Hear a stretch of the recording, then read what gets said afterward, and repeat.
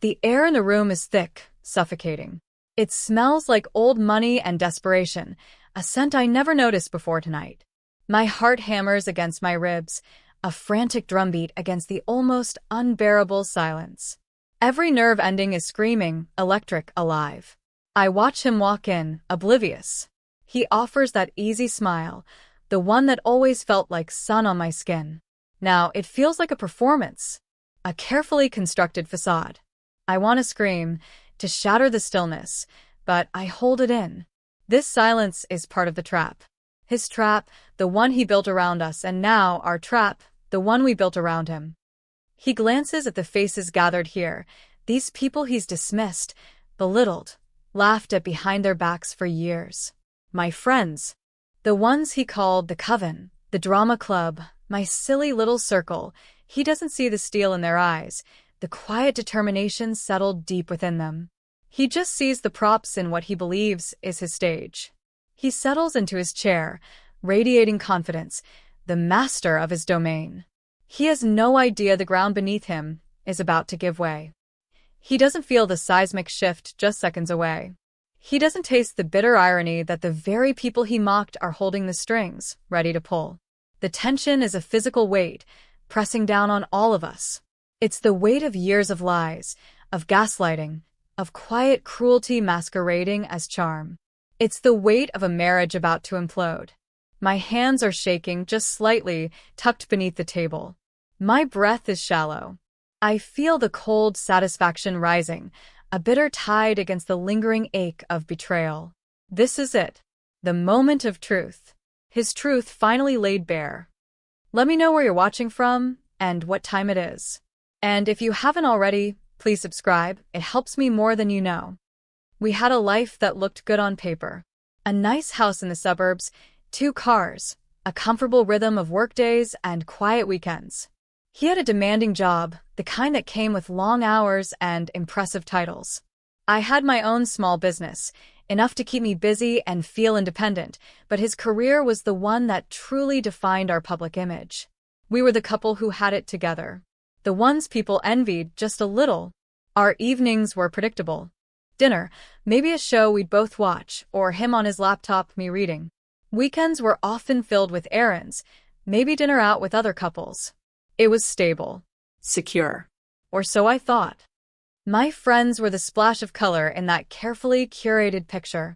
They were loud where we were quiet, messy where we were neat, unapologetically themselves where we were often performing for an invisible audience. There was Sarah, fierce and funny, an artist who saw the world in vibrant, chaotic strokes. Mark, quiet and observant, a software engineer with a dry wit and a surprising talent for finding things anything. And Lena, the empath, the one who felt everything deeply, a writer who could articulate emotions I didn't even know I had. They were my chosen family, the ones who knew the real me, the one beneath the surface of the perfect wife. We had rituals, brunch every Saturday, wine nights that lasted until the early hours, spontaneous trips to the coast. They were my anchor in the often calm, sometimes stagnant waters of my marriage. He never quite understood them. From the beginning, he'd wrinkle his nose, make comments veiled in humor that stung. "Are they always this expressive?" he'd ask after meeting them. Or, "Don't you get tired of all the drama?"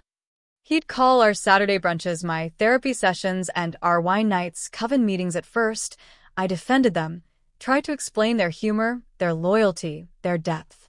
He'd just shrug, a dismissive gesture that spoke volumes. Over time, his mockery grew sharper, less playful. It wasn't just that he didn't understand them. He seemed to genuinely dislike them. He saw them as a threat, I realize now. A threat to the control he needed, to the narrative he was weaving. They were independent thinkers, people who encouraged my independence, who saw through facades, who valued emotional honesty above all else. Everything he wasn't. Everything he was actively trying to suppress in me. The first flicker of suspicion was so small, so easily dismissed. A late night at the office. He worked long hours. This wasn't unusual. But there was a lightness in his step when he finally came home, a subtle shift in his energy that felt wrong. like he was coming down from something exciting, something he couldn't share. Then the phone. He'd always been careful with his phone, but suddenly it was glued to his hand, face down on surfaces. Quick taps and swipes when he thought I wasn't looking. A new passcode, changed without mentioning it. Little things, pebbles in my shoe, irritating but not enough to stop me walking. He started picking fights over trivial things before he left for work, creating a manufactured distance. An argument about where I left my keys, a sharp word about the dinner I cooked. Anything to justify a cold departure. It felt like he was pushing me away, clearing space. For what? For whom? My stomach started to clench whenever his phone buzzed after hours. My mind, once a calm lake, became a choppy sea of questions and doubts. I tried to ignore it. I told myself I was being paranoid, that his job was stressful, that I was imagining things. His mocking comments about my friends intensified during this time. Still hanging out with the drama club? He'd ask, a sneer barely hidden. Maybe they have some conspiracy theories about why I'm working late. He used their supposed paranoia as a weapon, implying that they were influencing me to suspect him. It was a subtle form of gaslighting, undermining my instincts by associating them with the people he'd already painted as unreliable and overly dramatic. My attempts to talk to him were met with frustration, annoyance. Are you seriously questioning me? He'd sigh, rubbing his temples as if I was giving him a headache. I'm working myself to the bone for us, and this is the thanks I get.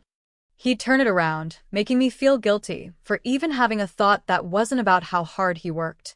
He became a master of deflection, of indignation. Any time I brought up a concern, however gently, he'd explode or withdraw completely. The fights were emotionally exhausting, leaving me feeling confused and alone. The house, once a sanctuary, started to feel cold, empty. His presence felt like a stranger's. We were living parallel lives under the same roof. I'd lie awake at night, listening to his breathing, wondering who he was thinking about, wondering if he was messaging her. The doubt was a constant companion, a heavy cloak I couldn't shake off. It seeped into everything, my work, my interactions, my sense of self. Was I going crazy? Was I manufacturing this tension? He certainly made me feel like I was. He'd look me dead in the eye and lie with such conviction, such calm assurance, that I'd second-guess my own sanity.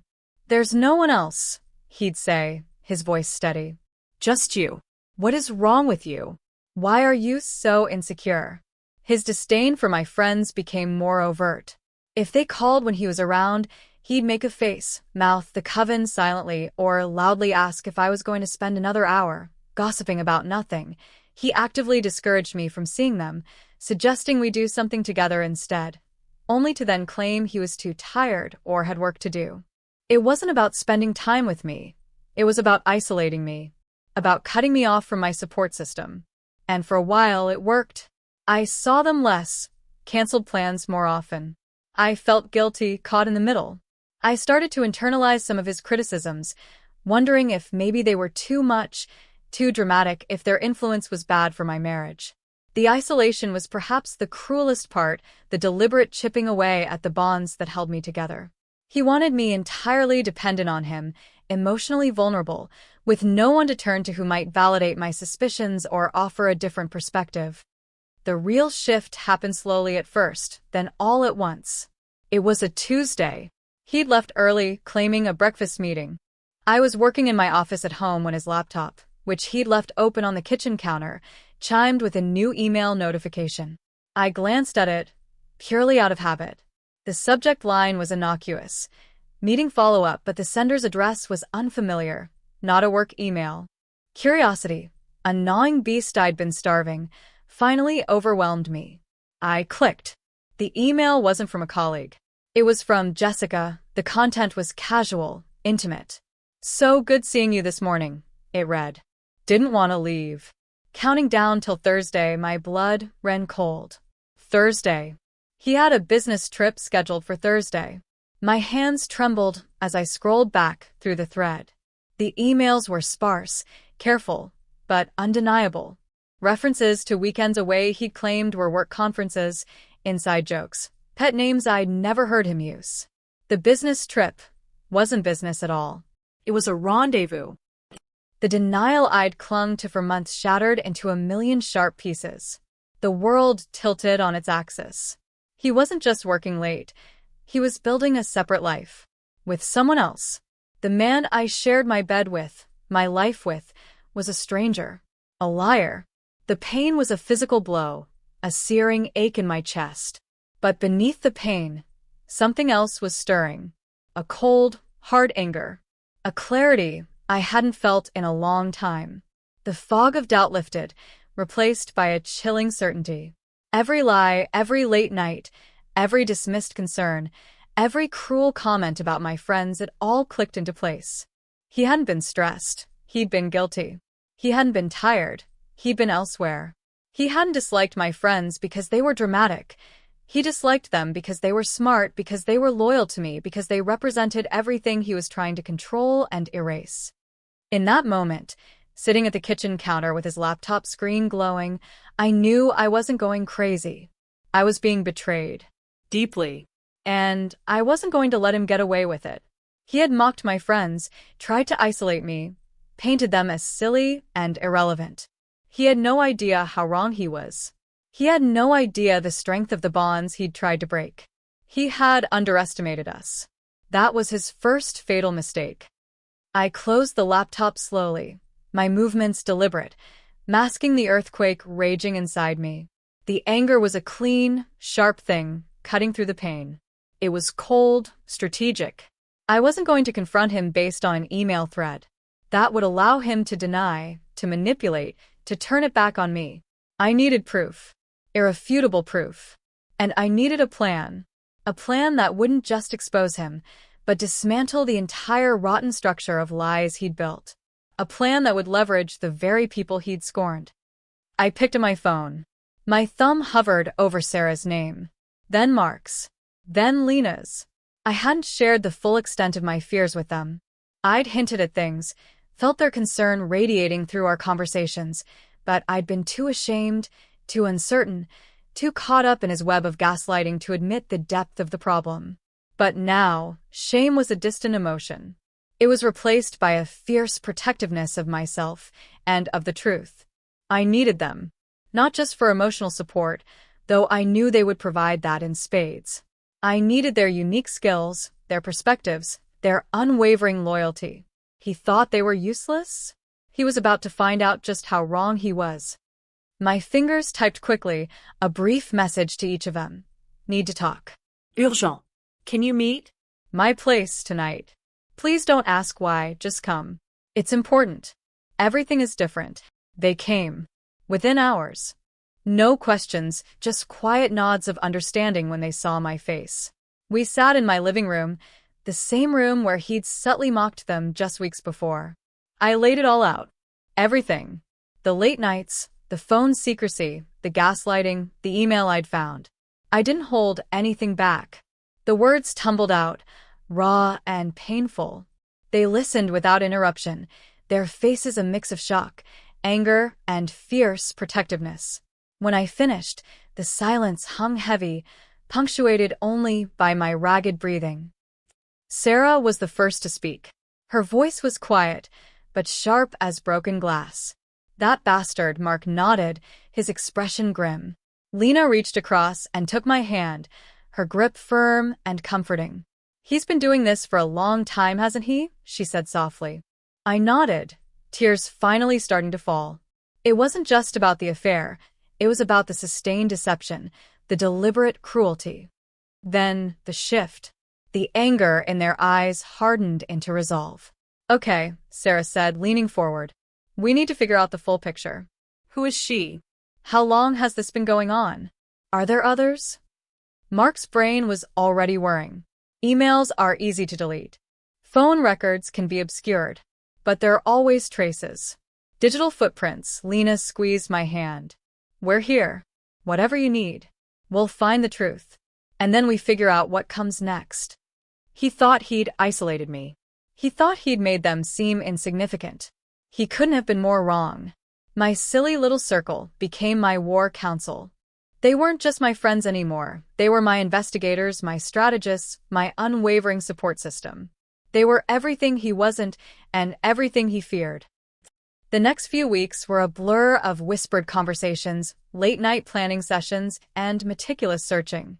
Mark, with his tech skills, showed me how to look for hidden files, encrypted messages, patterns in his online activity I never would have noticed. We found hotel booking confirmations for weekends he'd claimed were mandatory work retreats. We cross-referenced his calendar with social media posts from a woman named Jessica, finding matching locations, overlapping dates.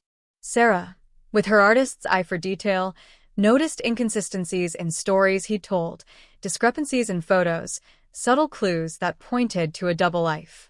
Lena, with her emotional intelligence, helped me decipher his manipulative language, his guilt-driven behaviors, giving names to the patterns of abuse I'd only intuitively felt. We worked in secret, like spies in my own home. My husband remained oblivious, continuing his routine, his lies, his dismissive comments about my friends whenever their names came up. Still plotting world domination with a coven? He'd chuckle, scrolling through his phone, likely texting Jessica. The irony was so thick it was suffocating. He was digging his own grave with every patronizing remark, every smug lie. He didn't know his digital life was being meticulously dissected by the quiet software engineer. He didn't know his inconsistencies were being cataloged by the overly dramatic artist. He didn't know his emotional manipulations were being laid bare by the sensitive writer. He thought we were harmless. He thought I was harmless. As we gathered more evidence, the picture became clearer and more devastating. This wasn't a recent fling. This was an ongoing, years-long affair. Jessica wasn't just a colleague. She was someone he'd known for a long time, someone he seemed to genuinely care about in his twisted way. The depth of the betrayal was staggering. It wasn't just sex. It felt like a parallel relationship, a life he was living separate from me, built on lies and deception. We found joint bank accounts, shared plans for the future. He wasn't just cheating. He was planning to leave, or worse, keep both lives going indefinitely. The house, our finances, everything was more entangled than I realized. The deepening crisis wasn't just emotional. It was practical, financial, a threat to my entire future. I felt numb, hollowed out by the sheer scale of the deceit. All those years, all those moments, were they real? Was any of it? There were days I wanted to give up. The weight of the lies, the constant vigilance, the emotional toll, it was crushing. I'd look at him, sitting across from me at the dinner table, so calm, so normal, and feel a wave of nausea. How could he do this? How could he live with himself? How could I have been so blind? My friends were my lifeline. They reminded me to eat, to sleep. They listened patiently to my torrent of pain and confusion. They didn't let me get lost in despair. They kept me focused on the plan. "We have the evidence," Mark said one night, pushing a folder across the table. It was thick, filled with printouts, timelines, notes. Undeniable. "We have enough to walk away, to protect yourself financially. You can leave him right now." Lena nodded. "You don't have to do anything more. You have the truth. You can just go." But just going didn't feel like enough. Not after the years of lies, the gaslighting, the deliberate attempts to isolate me, to make me question my own sanity, to belittle the people I loved most. He had tried to break me using my friends as a lever. Now my friends were the solid ground beneath my feet. Running away would feel like letting him win, letting his narrative of me and my friends stand. He needed to know that I wasn't broken, that we weren't broken, that his mockery had not weakened us, but forged us into something stronger, something he never anticipated. The turning point was quiet, internal.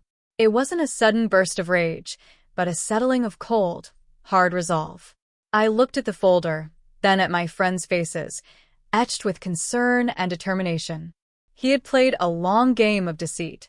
Now it was our turn. This wouldn't be a screaming match in the living room, easily dismissed or twisted. This would be strategic. Public enough to ensure accountability, undeniable enough to shatter his carefully constructed reality, and delivered in a way that highlighted the very connections he'd tried to sever. "No," I said, my voice steady, surprising even myself. "We don't just walk away. We expose him. Not just for me, but for every time he made me doubt myself, every time he dismissed you, every time he lied to our faces. Sarah's eyes gleamed. Okay, how do we do it? The plan took shape over several intense days. It was risky, precise. It needed him to be in a specific place at a specific time, surrounded by certain people. People who knew us, who knew him, and whose opinions he valued, or at least pretended to. It needed me to act normal, to lure him into a false sense of security. It needed my friends to be ready, each with their part to play. It was theater, but with devastatingly real stakes. We chose the setting carefully, a small, private room at a restaurant he liked, somewhere public enough to prevent him from causing a scene without drawing attention, but private enough for the initial shockwave. The guest list was crucial. A couple of his colleagues he respected, a few mutual acquaintances, and my friends. He agreed to the dinner, unsuspecting, thinking it was just a small social gathering, perhaps even a chance to subtly showcase his perfect life with his simple wife and her eccentric friends. He thought he was in control. He walked right into the web. Which brings me back to the room. The thick air, the oppressive silence, the scent of betrayal and impending collapse. He's smiling, making small talk, completely at ease. He takes a sip of his water. He has no idea this is the last moment of the life he built on lies. My friends are scattered around the room, their faces neutral, unreadable to him. To me, they are beacons, anchors. I catch Lena's eye. A tiny nod. It's time. My heart is a frantic bird in my chest, but my hands are steady now. I clear my throat. The small sounds echo in the charged silence. All eyes turn to me. My husband looks at me, an indulgent smile on his face, expecting some pleasantry, some innocent comment. He's not ready. I wanted to thank everyone for coming tonight. I begin, my voice clear, though a little shaky. He raises an eyebrow slightly, perhaps sensing a deviation from the script he expected. It's a special occasion, a night for truth. His smile falters. He glances at me, then quickly around the room, a flicker of unease crossing his face. He still doesn't understand. You all know my husband, I continue, looking directly at him now. His eyes narrow. You know the life we've built. The image he projects. I pause, taking a deep breath. The air feels thinner now. What you might not know is the truth behind that image. He shifts in his seat. What are you talking about? He says, his voice low, a warning note in it. He tries to project annoyance, authority, but I see the first crack in the facade. I'm talking about lies, I say, my voice gaining strength. Years of lies. About where he was, who he was with. I turn slightly to address the others in the room, the mutual acquaintances, his colleagues. For a long time, I didn't know. And when I started to suspect, he convinced me I was paranoid. He told me I was imagining things. He said my friends, I look at Sarah, Mark, and Lena, were filling my head with nonsense. His face is starting to pale. He opens his mouth to interrupt, but Mark, bless him, steps forward just slightly. We weren't filling her head with nonsense, Mark says, his voice calm and steady. We were helping her find the truth. This is it. The moment he realizes the irrelevant friends are involved. His eyes dart to Mark, then to Sarah, then to Lena. The shock is visible.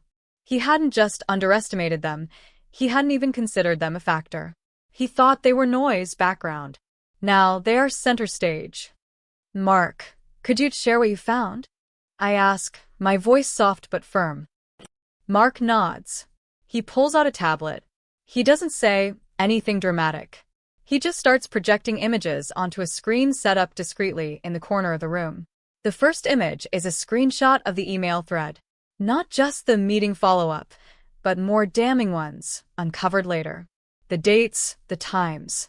Then, correlating photos from Jessica's public social media, taken in locations matching dates on his calendar that he'd claimed were work trips. Hotel confirmations under his name for those dates, those locations. Credit card statements showing expenses in those cities, not for business, but for restaurants, gifts, things a couple on a romantic getaway might purchase. He's watching the screen, his jaw slack. He looks from the images to me, to my friends, then back to the screen. The confidence is draining from him, replaced by a look of utter disbelief. He tries to speak, but no sound comes out. Sarah steps forward next. She holds a small stack of papers. He told her she was crazy, Sarah says, her voice clear and strong. He told her he was working. Meanwhile, she starts reading excerpts from emails, from messages we'd painstakingly recovered. Intimate messages, planning their future, talking about leaving me. His own words read aloud, cold and clinical, in front of people he cared about impressing. The words he used to Jessica about me, dismissive, condescending, painting me as naive, demanding, everything I wasn't. The words that showed the true depth of his contempt. He makes a choked sound. That's not real, he stammers, looking wildly around the room. But the proof is irrefutable. His name is on the hotel bills. His face is in the background of a photo Jessica took. His words are on the screen, on the paper Sarah holds. Then Lena speaks. She doesn't have documents. She has empathy, insight. He systematically tried to isolate her. Lena says, her voice quiet, but carrying immense weight. He belittled the people who loved her most.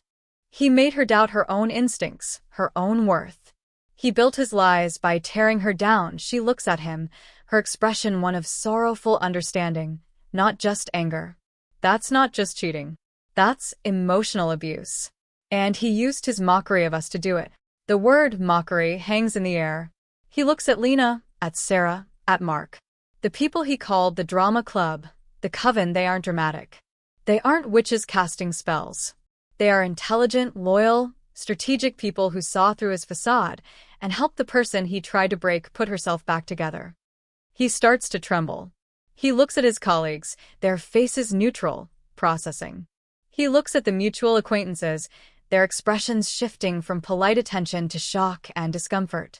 His carefully constructed world, the one where he was the successful, admired man with the perfect life, is crumbling around him. He turns to me, his eyes wide, pleading, desperate. You did this? He whispers, the arrogance completely gone. We did this, I correct him softly, gesturing to my friends. You underestimated us. You thought we were weak. You thought I was weak. The full weight of it hits him.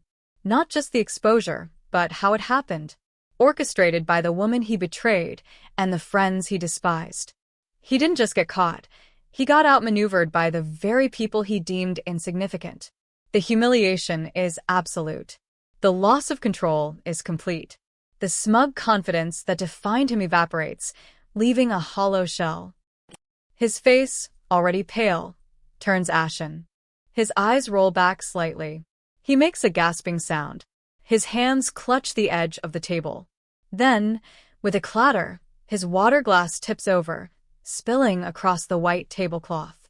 He slumps forward, his head hitting the table with a dull thud. Silence. A stunned, horrified silence descends. My friends are instantly beside him, checking on him. Someone calls for a doctor, calls for an ambulance. The planned exposure, the cold, calculated victory, is abruptly interrupted by a very real, very medical crisis. The moment of his collapse is surreal. 1 second, he is the picture of a man blindsided, humiliated, defeated. The next, he is a body on the table, vulnerable and unresponsive. The anger I felt, the cold satisfaction, is momentarily eclipsed by the sheer shock, the abrupt shift from emotional warfare to urgent medical need. The room is chaos for a few minutes, people rushing, hushed voices, the wail of a distant siren growing closer. My friends pull me back, shield me slightly from the scene. They are still there, solid, unwavering, even in the face of this new, unexpected turn. Sarah wraps an arm around me. Mark stands between me and the table. Lena holds my hand tightly. The paramedics arrive, efficient and professional. They work around the table, their movements practiced and calm, a stark contrast to the emotional storm that just erupted. They manage him, stabilize him, will him out on a stretcher. He is no longer the powerful, deceitful husband. He is just a patient, a fragile human being. Slowly, the room empties. The mutual acquaintances, uncomfortable and shocked, offer awkward condolences or simply slip away. His colleagues look shell-shocked, their professional masks momentarily dropped. Eventually, it is just me and my friends in the room, the remnants of the spilled water, the overturned chair, the lingering scent of stress and disinfectant. The planned climax was the exposure, the vindication. His collapse wasn't part of the script. It was a jarring, messy, inconvenient reality check.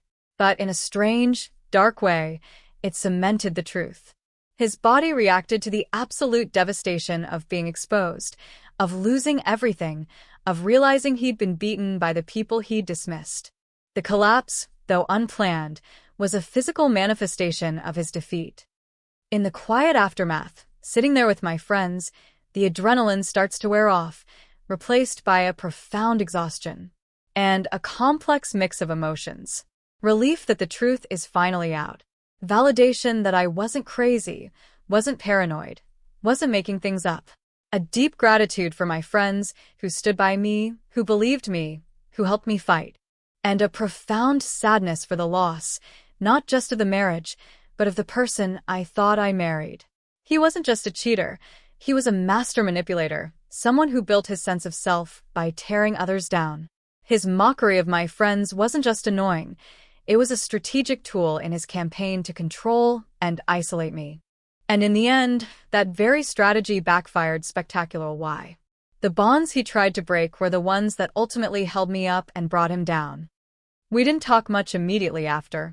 We just sat in the quiet, sipping water, letting the enormity of the evening wash over us.